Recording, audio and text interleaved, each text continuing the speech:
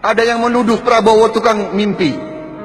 Dan Prabowo Subianto berkali-kali dan sekarang di depanmu saya katakan, iya, Prabowo. Saya meneruskan sedikit. Kita unik karena upacara kita lokasinya hanya 800 meter dari gedung Pancasila. Dan jika lepas ikatannya, kita akan ambiar ber-Indonesia Raya. Sejarah telah mengikat kuat kita. Perasaan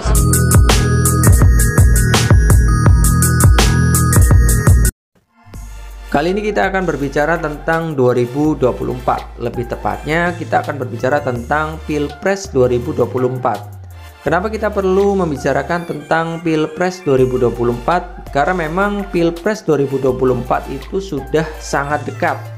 Kali ini saja sudah tahun 2021, sebentar lagi tahun 2022.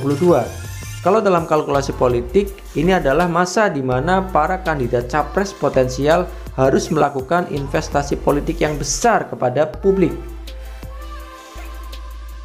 Nama-nama potensial yang sudah sering muncul di hasil survei juga sudah mulai ancang-ancang dan siap untuk tancap gas. Nama-nama seperti Prabowo Subianto, Ganjar Pranowo, Anies Baswedan, Ridwan Kamil, AHY, Sandiaga Salahuddin Uno, atau siapapun itu yang sering muncul di hasil survei sudah mulai melakukan aktivitas politik, sudah bersafari politik untuk menebar pesona ke sana kemari, untuk mencari dukungan tentunya, dan juga mencari mitra koalisi agar bisa memenangkan kontestasi Pilpres 2024. Namun dari berbagai macam nama yang muncul di hasil survei tersebut, setidaknya selalu muncul 3 nama besar yang selalu berada di posisi teratas. Nama tersebut adalah Prabowo Subianto, Anies Baswedan, dan Ganjar Pranowo. Nah, untuk itulah kali ini saya ingin mengenalkan kepada teman-teman semuanya 3 profil kandidat terkuat dari Capres 2024. Yang pertama kita mulai dari Prabowo Subianto. Ya, siapa yang tidak mengenal dengan sosok Prabowo Subianto, mantan Danjen Kopassus dan Pangkostrat yang sekarang menjabat sebagai Menteri Pertahanan Republik Indonesia. Kalau kita bicara masalah Pilpres, maka saya menyebut Prabowo sebagai politisi lintas generasi karena beliau sudah mengikuti 3 kali gelaran Pilpres, yakni di tahun 2009, 2014, dan juga 2019 kemarin.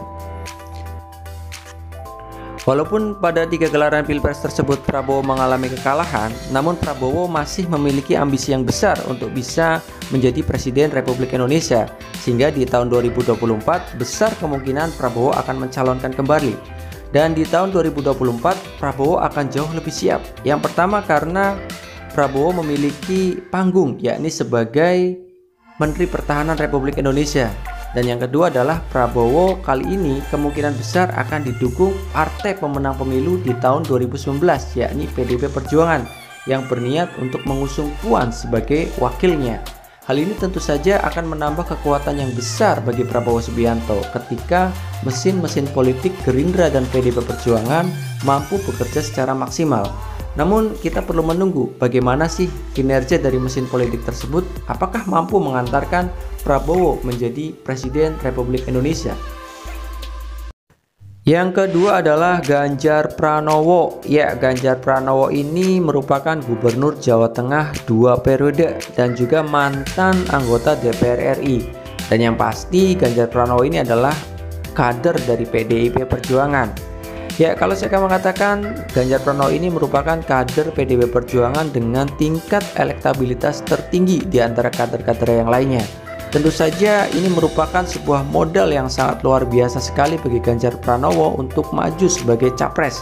Karena di berbagai macam lembaga survei, nama Ganjar Pranowo selalu muncul di 3 teratas dari hasil survei apapun.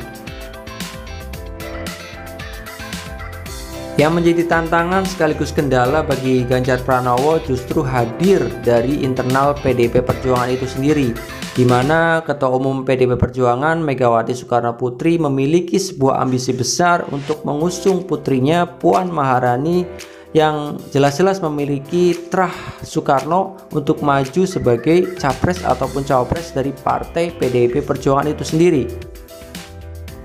Ini sangat menarik untuk dinantikan ketika PDIP Perjuangan benar-benar mengusung Puan Maharani untuk menjadi capres ataupun cawapres di 2024. Apakah Ganjar Pranowo akan tetap setia dan mengikuti keputusan partainya tersebut, atau justru mengikuti ambisinya dengan mencari partai yang mau mengusung dirinya menjadi capres di 2024? Yang ketiga adalah Anies Baswedan. Beliau adalah Gubernur DKI Jakarta. Selain itu, beliau juga pernah menjabat sebagai Rektor Universitas Paramadina, di mana pada saat itu Anies Baswedan menjadi rektor termuda di Indonesia.